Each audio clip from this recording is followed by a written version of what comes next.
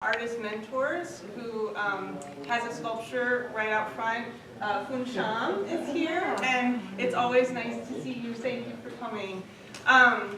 So this exhibition, as Robert mentioned, was basically a catalyst for new work. And the idea behind that is you want to support artists not only by purchasing their work but giving them creative space to make new work. And so that was sort of the real idea behind the exhibition. Mary Howard was a sculptor and an artist here in Reston, as well as a board member, and she vociferously advocated for local artists to make sure that Grace was helping them on their career path. And so that was sort of how the conversation started.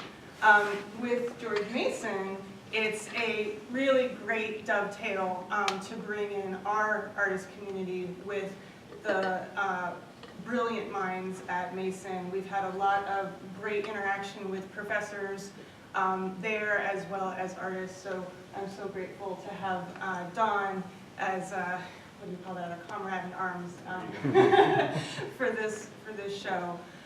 So the way that I sort of envisioned this conversation going was that we would pose a pretty wide open question, and I'd like each artist to answer the question in turn, and that way everybody can have an opportunity to hear from you guys and your perspectives. And then towards the end, if you, the audience, have thoughts and questions and responses that you'd like to share, we'd like to have a discussion. I'm sure, given the mental caliber of all these artists, we might have some really interesting tangents and things might happen organically in the conversation. So I may reel you back in a little bit. So if I do that, don't take it personally. I just want to kind of be cognizant of everyone's time. So do you want to ask the first question? My spectacles here. Thank you for coming, everybody. It's been a real pleasure to work with Erica and the troops here at Grace. I had a thought, sorry. Please. So just to get everybody on the same page, let's introduce the artists and maybe point out where their work That's is. a great Great. idea. Okay. Why don't you start, Huck? Hey everybody, I'm James Huckenthaler. Those black and white prints along the wall there are mine. I'm Harry Mayer. This is mine, and then these hands are mine. I'm Melanie Kihas, and my work is on the other side of the desk, the light boxes and sugar items. I'm Katie Kehoe. My work is on the other side of this wall, the video projection and the banners. My name is Monroe Eisenberg. My piece is nestled back there in the darkness. So I always like to start out with something that's sort of a little bit more personal. So this question is as follows. Can you describe key moments of realization in the process of your artistic growth? An event, person, or experience that was a key influence on your artistic process? James, do you want to start us off? Well, I can. Okay, number one, Bill Newman, who just rolled in over there. Oh. Key influence on Hi, Bill. Thank you. I think I first met Bill when I was about 16 or 17. And I was signed up for his painting class. And it was the first week of class, and he said, James, you got to sign up for my computer class. It's under-enrolled. And I kind of thought, oh man, so basically I had a computer when I was like 12 or 13. And I realized that like Photoshop did not exist yet, but I wanted Photoshop. But since I couldn't do it on the computer I traded my computer for a skateboard. So I thought, okay, computers are out, I'm never going back to computers, just put in drawing. And then Newman roped me back in, and to this day, he's nagging me about computer shit. So that's a key moment. Great one. Excellent. Harry? Well, I guess right after I got out of high school, I'm kind of new to art. I guess I've been only doing sculpture for maybe 4 years now, but I guess I didn't know what to do at all, and a friend recommended I take sculpture, and I kind of just really fell into it, and there was a really great community at Nova where I was going at the time. And yeah, we just formed a really good group, and we were always working and always making. That's great. For those of you that just joined us, there's some extra chairs on the wall there if you want to pull one up over this way and grab a seat. Welcome. Go ahead. Sometimes a really harrowing critique can be such a great source of growth. At Vermont Studio Center, I was attempting some new things, painting on plexiglass, and they bring in outside artists, established artists to critique your work at these residencies. And I can't even remember the name of the painter who came in, and he's looking at my work, and he's like, what is this? Why are you doing this? Like, you might as well be just cutting this out of something. Why are you painting? And I'm like, and he said it in a way that made it sound like that would be disparaging. Like, why aren't you using just craft foam or something? This reminds me of well be craft foam. I'm like, that's a really good idea. I'm going to do that. That's when I started doing cut paper. And when was that? That was in 2004. Okay. I can relate with that. I think an important moment for me was in my first semester at grad school. I had a really hard critique. I went into grad school and I was only drawing, but I had a history of performance, experimental performance, and they tore me apart in that critique. And I had come from Toronto, where this artist, Darren O'Donnell, was producing work that he called social acupuncture. And this wasn't much long after Brouillard's relational aesthetics and Rubin's contextual practices. I didn't know about relational aesthetics yet or contextual practices, but I knew about O'Donnell's social acupuncture. And I kind of went back into performance, and I started carrying a fishing rod and wearing rubber boots everywhere for over a year. And so, yeah, that was kind of a turning point in my practice that really significantly informed where I am now. What's social acupuncture? Well, I guess it would be a form of social practice where O'Donnell says that he aims to kind of show the generosity of the social sphere. And so he did this piece which I love, called Home Tours. And it was in an experimental performance festival in Toronto, and you met at a location, like, an address on the street, and you went as a group and knocked on people's doors and asked for tours of their homes. And, none of it was planned. So, they got turned away a lot, but some people actually gave them tours, and I just was always interested in pushing the boundaries and working outside of conventions and performance, and so I was really interested in what he was doing. No, yeah, that's very cool. Definitely a very inspirational person, Poon Chum over there. I have to thank him. Always there, always supportive. Also, another professor from University of Maryland, another professor, Richard Plank, kind of opened my eyes to,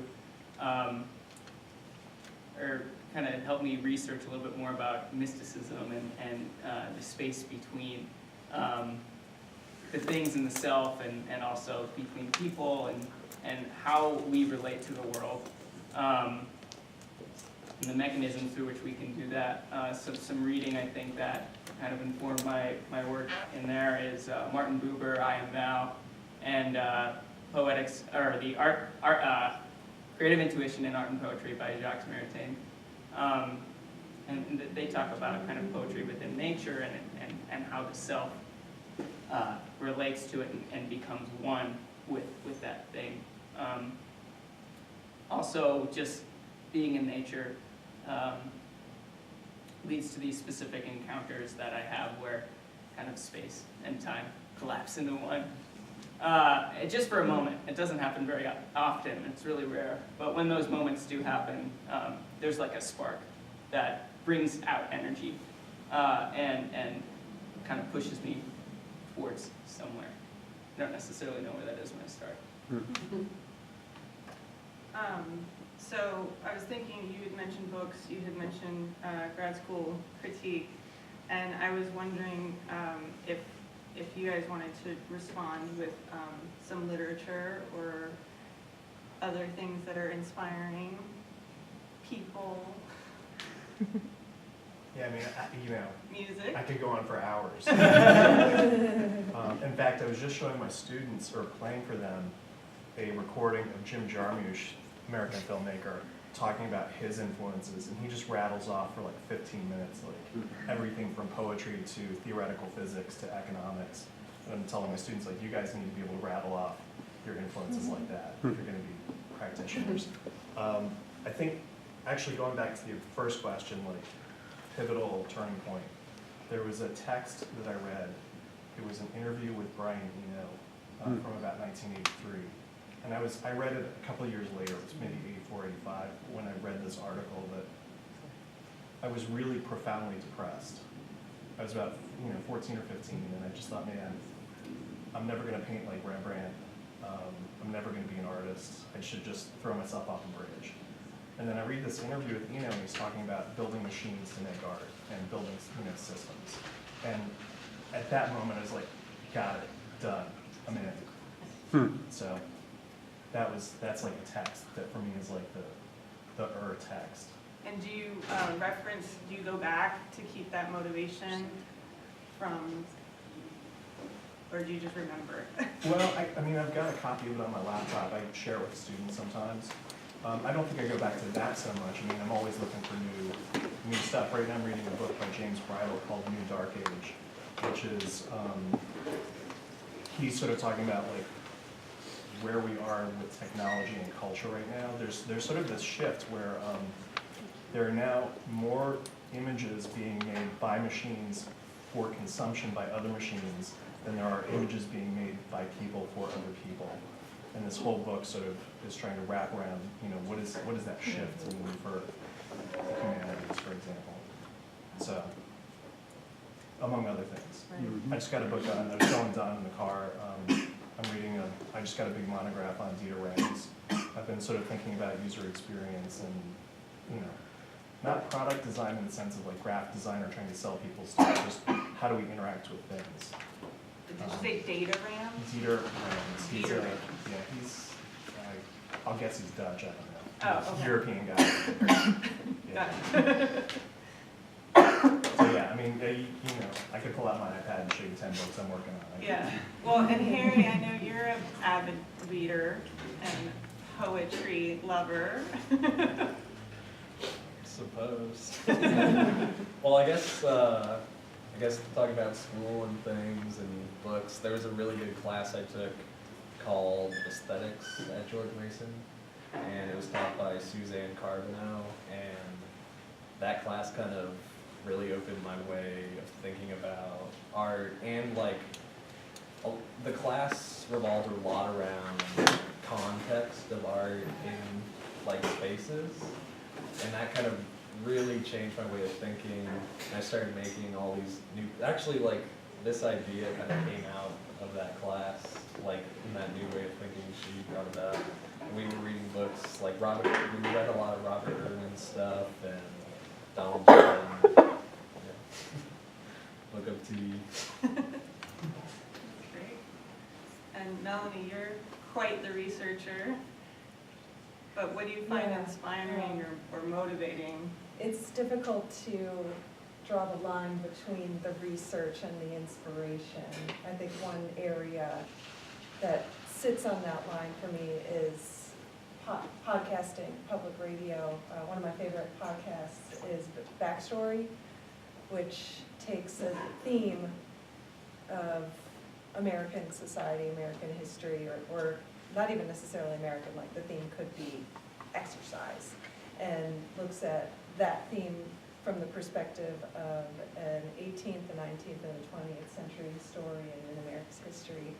And that's often where I will go if I'm at a loss for what to do in my work. I'll look at that, and it's not as much research, but a bouncing off point. I think, oh, well, maybe I could look deeper into that subject, or it will lead me down a different path. But I listen to public radio pretty much all the time while I'm working on my artwork. Anything that doesn't require as much mental engagement with my work, the busy work kind of stuff. And so there are always things drifting into my mind and out from the radio. Also, Braiding Sweetgrass by Robin Hill Kimmerer. She's a Potawatomi native, or citizen of the Potawatomi Nation. Sorry, she's a citizen of the Potawatomi Nation, and she actually works at in New York, the University of New York, I think Syracuse, and she is an ecologist who specializes in the language of animacy, which is essentially a way of speaking to the world that instead of using nouns as objects, uses more verbs. So it gives life through speaking to the things around you. It's a really beautiful way to look at the world. It's a great book. You should read it. Katie, we sort of skipped over your literary. Okay. Well, I mean, similarly, I could go on through the years of being influenced by different books. I think a lot of artists in the 60s and 70s influenced me significantly.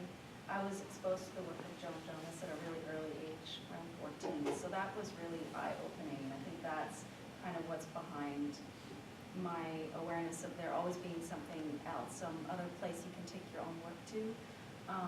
And then kind of another critical moment was on my undergrad, Paulo Freire's Pedagogy of the Oppressed and Augusto Boal's, Augusto Boal's Pedagogy of the Oppressed and Paulo Freire's, I'm getting mixed up. It's Paulo Freire. Oh, okay.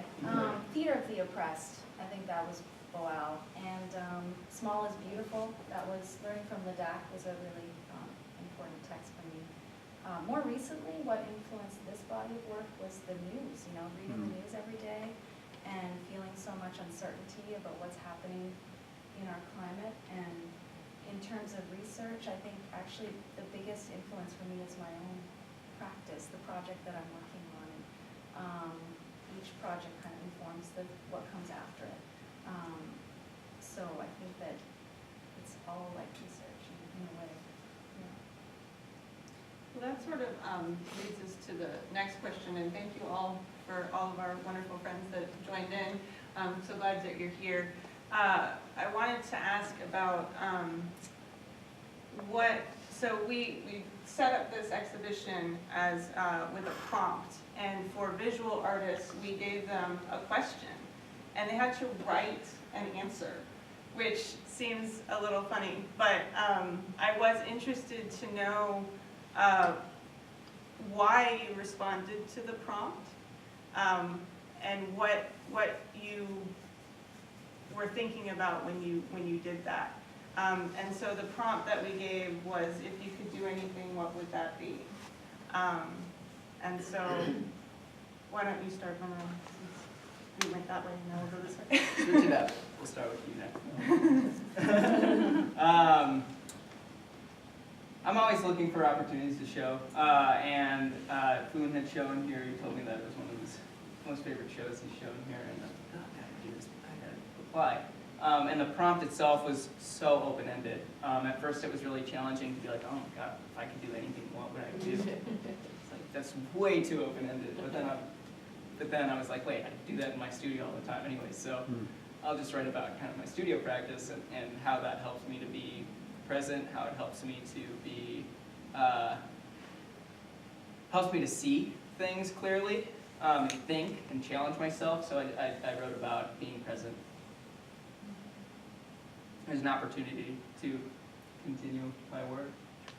Thank you. Yeah. And if you haven't seen in the exhibition, each of the artists on their wall label has their original or excerpt from their original proposal. And it's funny how it changes too throughout the. Okay, sorry. Well, I Excuse me. loved seeing that. Oh, Sorry, just real quick before you go. Can you each say your name and then go ahead and start talking? Yeah, And one just more help time. start Oh, sure. identify the artists. Yeah. Do you want to say your name first? My name's Monroe Eisenberg. Thank you. Yeah. His work's behind that wall over there. I'm Katie Kehoe. My work is right over there. I'm Melanie Kihas over there. I'm Harry Mayer, and this is my stuff. I'm James Huckenpaller, and that's my stuff.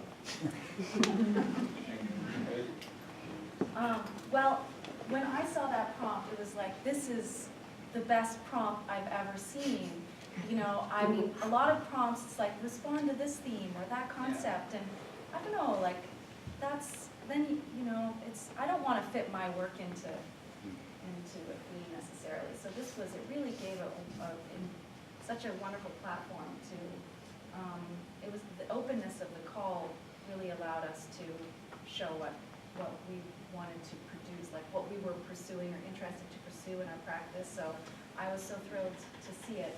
And I really was, I mean, I had heard about Dawn's work, Dawn Russell, who runs the Provisions Library at George Mason University and is involved with the research laboratory, floating research laboratory. And these are all places and instances and organizational engagements that people have told me about. So I was really interested in working with Dawn, and that inspired me to respond to this call. And I think the other part of your question was, well, I think, what was the other part of the question? So it was, what was it about the prompt that made you want to think about it and respond to it? And then I think I said something like, how did it energize you moving forward with it? Oh, yeah, okay. Well, it was also great timing for me because I had just produced, I was at a residency and I made a series of provisions for buoyancy out of material that I salvaged from the garbage, basically. So I made a big paddle board and body boards and a life ring and life jacket, and I had produced a small series of performance actions, you know, out of using my own funds, carrying the life ring or the body board or what have you, wearing the life jacket and walking around the tidal basin in DC, which would be flooded if the sea level were to rise by 6 feet. And I felt that there was a lot of potential in that idea, and I wanted to expand on it. And that was when I saw your call, you know, if you could do anything, what would you want to do? And I was like, I know exactly what I want to do. I want to produce this on a larger scale. I want to move through more states and explore what areas will be at risk of flooding with a 6-foot rise in sea levels, and continue to use my provisions as props in these performance actions. So This call came at the best time for me because I had already conceived of a project that would be based on sugar, and I've been doing the light boxes for a while, but with this particular project I was thinking I wanted to get away from just doing the light boxes, doing something more out into the space with more sculptural materials and, I don't know, a lot of different ideas floating in my head. And it was great to have the freedom of the call to say, do something that you haven't done before. So often, artist calls want you to show exactly what you're going to show, or they want to see that you know exactly what you're doing, and that it will be completed in a way that is guaranteed, perhaps. Not always, but often. And I am very much that way. I like to have an idea and bring it about. And this show gave me the freedom to say, I'm not exactly sure what's going to happen. We'll see what gets produced, and maybe I didn't even realize it at the time when I made the proposal. It was very planned out, and through the process, I had that freedom to allow it to breathe and form a little bit more organically than I'm used to, which was good for the work. And so I thank Grace for that. I thank Mary B. Howard's family and Emmett for all of that. Yeah. So I guess why I responded to the prompt the same as everyone seems like is it's so broad, like you could do anything what would it be. And I chose like play because I'm in school right now, and I've been like, most of my stuff comes out from watching other people and like kind of building projects off of like how they're feeling. And everyone is stressed out all the time. And like art has kind of become this thing that it's not fun for anyone. you know? It's just a stressful thing that they're making, and like they have to submit it, they have to put it in a project. So I kind of wanted to like just get rid of that and just make something that's meant to be fun. Like it doesn't matter if it's like everyone likes it. Like some parts I know people don't like, but yeah, just something that people can enjoy and play with. I'm the problem child. I was just like, you know, like I saw the call and I usually have like probably a dozen or so things that I want to do. Like I don't run into like writer's block or, you know, it's like I've got stuff to do all the time. There's work to be made. And when I read this, it's like, oh, what do I really want to do right now? Well, I've got these images that I made 10 years ago or 12 years ago that I've not actually had a chance to print. I want to print these images. I didn't really, I feel bad. It's not that deep. It was just like, I want to make these pictures. Well, and I think that was what was one of the things I found interesting about your response was it was the end of procrastination. And so for so many artists, it's very difficult to sometimes get past that block where you came up with the idea, you figured out how to get to a certain point, and then all of a sudden it just stops, and for whatever reason you can't move forward. And I believe in your proposal you actually used the capital letters NOW exclamation point. And for me, when I read that, I was just like, this guy, he's got to get it out. We got to help him get it out. And that was what was so interesting. And when we did the studio visit, I felt like you were like, wait, is this guy for real?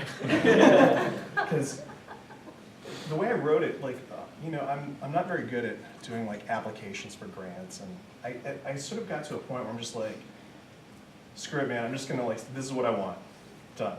I'm not gonna worry about like crafting this in any way to make it, you know, palatable. I am James.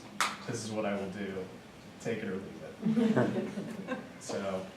Actually, what I really loved about going to your studio visit was seeing the paintings on the wall and the other, what do you call those drawings on plexiglass that you were scratching into? Yep.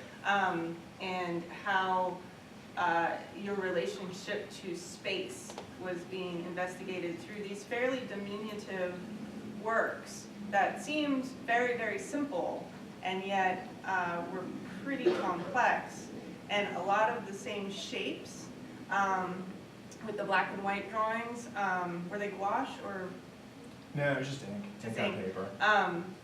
Are reminiscent of these. Once I saw these unwrapped, and I was like, oh, okay, because the patterning's the same, and the textures were interesting, Right. and so that was kind of a fun surprise. Well, actually, that's one of the next questions. Yeah. This one here? Yeah. Yeah, during this whole process that we've just put you through for a year,